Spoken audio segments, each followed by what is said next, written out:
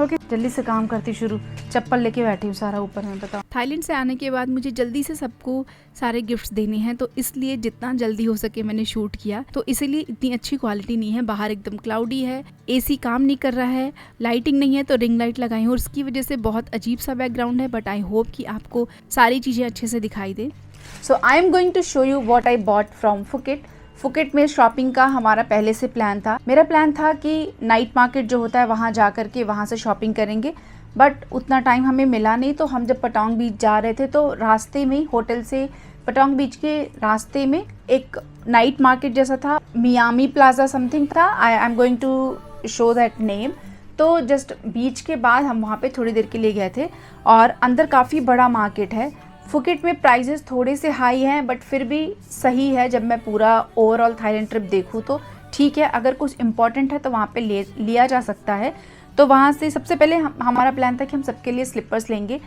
Prices वो लोग काफ़ी हाई बोलते हैं, लेकिन बार्गेन कराने से या एक या दो चीज़ें एक्स्ट्रा लेने से थोड़े से प्राइजेस सही कर सकते हैं। सो स्लीपर्स हमारे लिए बहुत इंपॉर्टेंट था, वो चाहे कितने में भी मिले, क्योंकि हमें उसके बाद जाना था फीफी। तो सबसे पहले हमने लिया था ये स्लीपर, ये मेरे बेटे के लिए।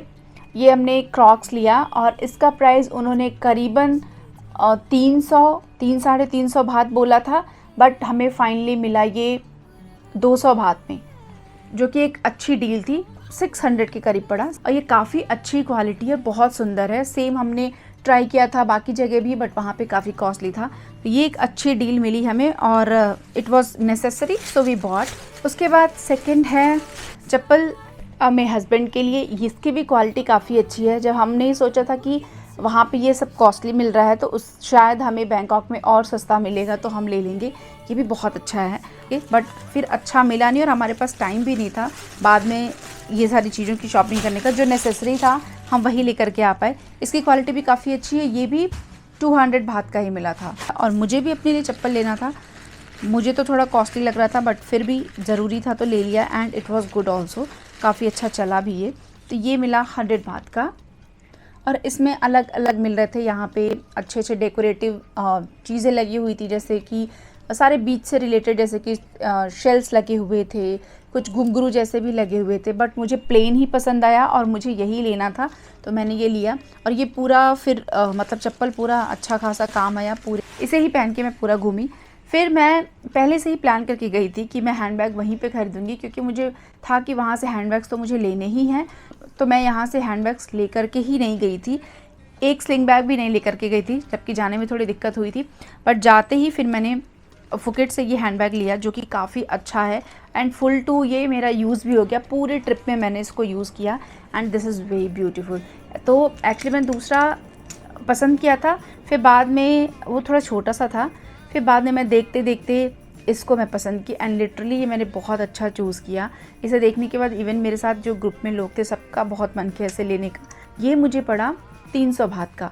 300 बात मतलब करीबन 900 रुपये पड़ा मुझे और इट्स रियली वेरी गुड। मुझे बहुत पसंद आया ये एंड सारे ड्रेसेस के साथ ही चला गया। ये ऐसे स्लिंग बैग है और ये कुछ प्लास्टिक का है, ऐसे भी करके ले सकते हैं। काफ़ी सुंदर है ये और ऐसे खोल के अंदर इसमें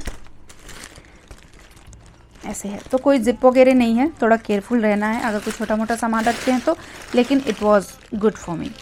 सो फुकेट से कुछ खास उतनी शॉपिंग हुई नहीं। उसके अलावा मैंने लिया था ये ड्रेस, क्योंकि मेरा वैसे भी मैं ड्रेसेस की शॉपिंग यहाँ से बहुत कम करके गई थी। मेरा पहले से ही प्लान था कि वहाँ जा कर के मैं और लूँगी, ड्रेस चाहिए।